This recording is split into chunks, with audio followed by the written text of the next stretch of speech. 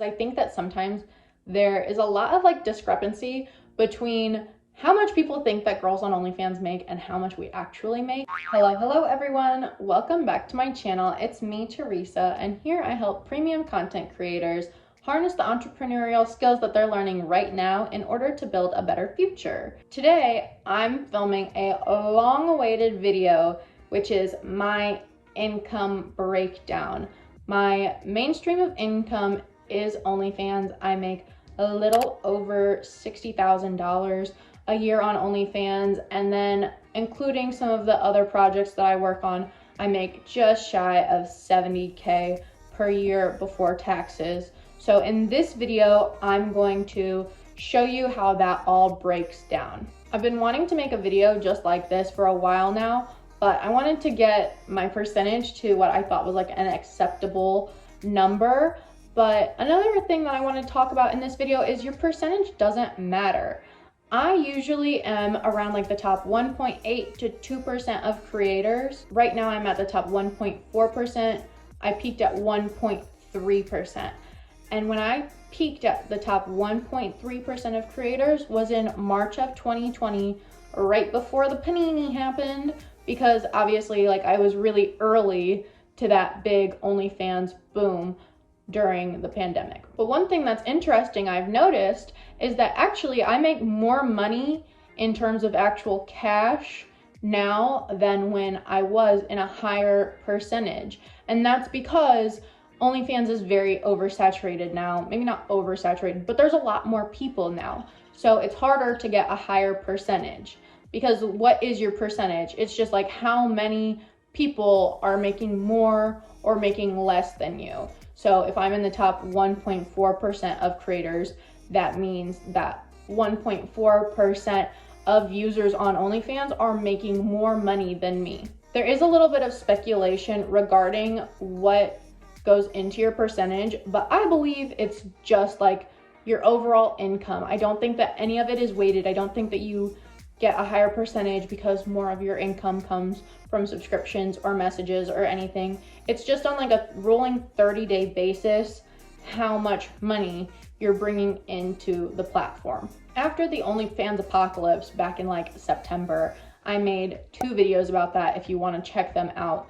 I was doing this thing where I was withdrawing money every time it hit like $200. That was because I was paranoid, obviously, but now I'm going back to weekly payouts. I was doing this a while ago. I just think that it's a lot easier to manage your finances when you know how much money is coming in, normally on like a weekly basis, because you know how much you can budget for throughout the week. Then you can take those times of surplus and put them toward those times when maybe you're not making as much money.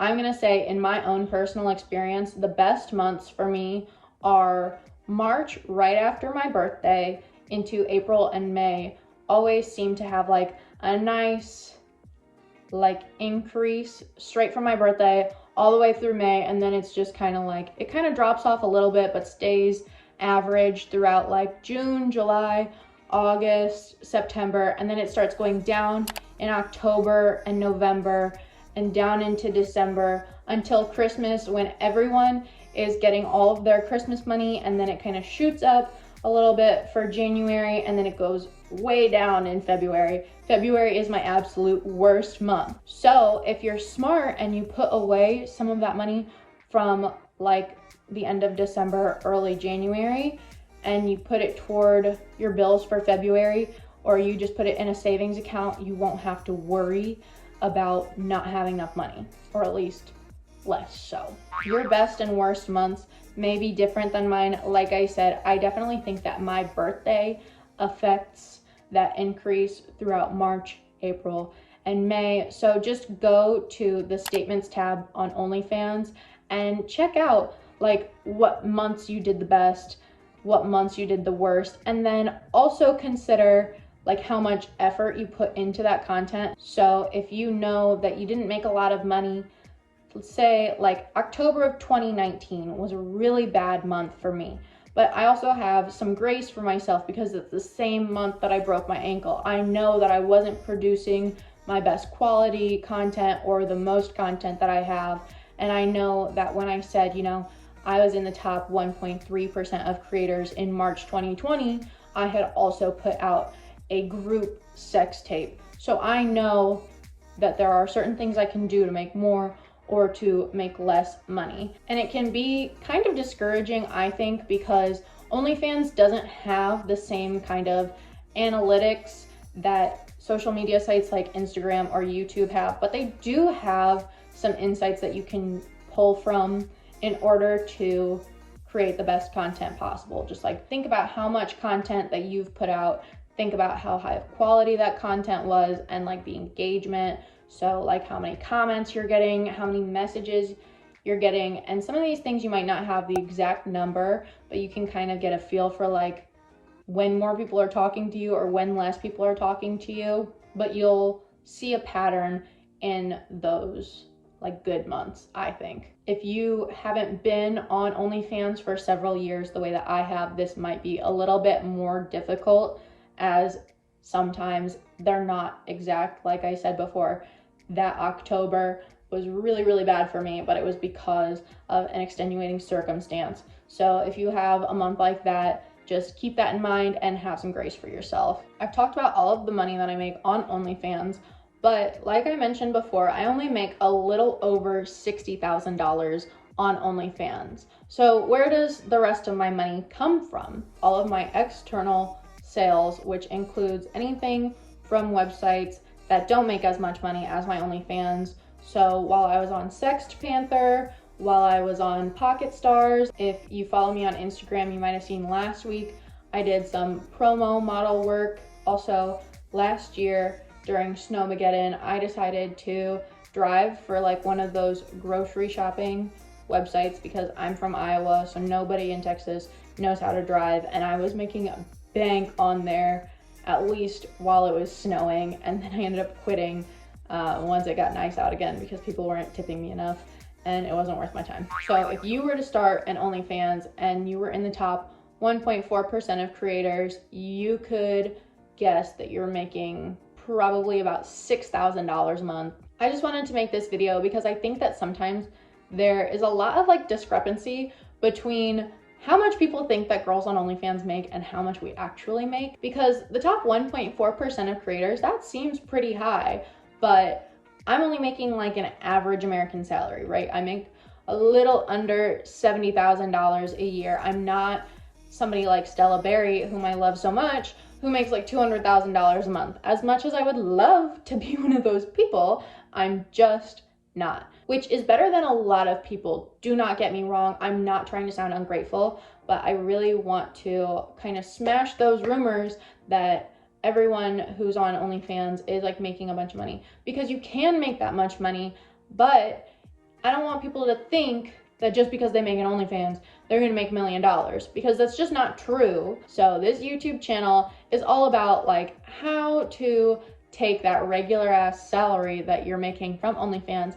and make it work for you, because realistically, a lot of us are not making millions of dollars, and that's kind of what the media is spreading, this information about OnlyFans, like it's quick, easy money that you don't really have to work for, and girls join and get really disappointed when they're not successful doing bare minimum effort. There are several benefits to having an OnlyFans. I talk about that in all of my videos. I talk about how much I love the free time and how much I'm able to like invest that spare time that I would be working in a job, making probably half as much as I do right now and exerting like 2 to 3 times as much energy and not being able to explore like my own personal interests. All of those things are worth it to me, and some people don't think so. So I just want to make sure that you understand the implications of like starting an OnlyFans.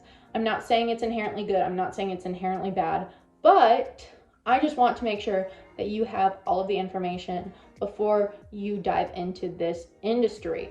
If after watching this video you decide that you still want to start an OnlyFans, I've got tons of videos on my Fan Site Friday playlist that you can check out after this one that give you awesome tips for how to start your OnlyFans.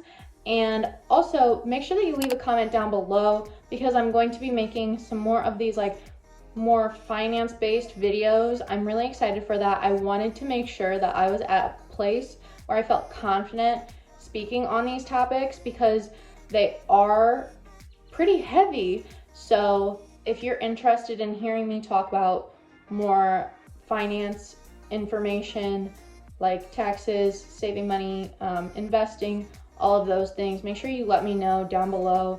Otherwise, if you like this video, give it a thumbs up and hit the red subscribe button down below if you're interested in these types of videos where I help you harness entrepreneurial skills and use them on your OnlyFans journey. I try to upload new videos every Friday, but sometimes that doesn't happen. So please subscribe. I promise that when they do go up, they're worth it. So I look forward to seeing you in the future, and I'll see you in the next one.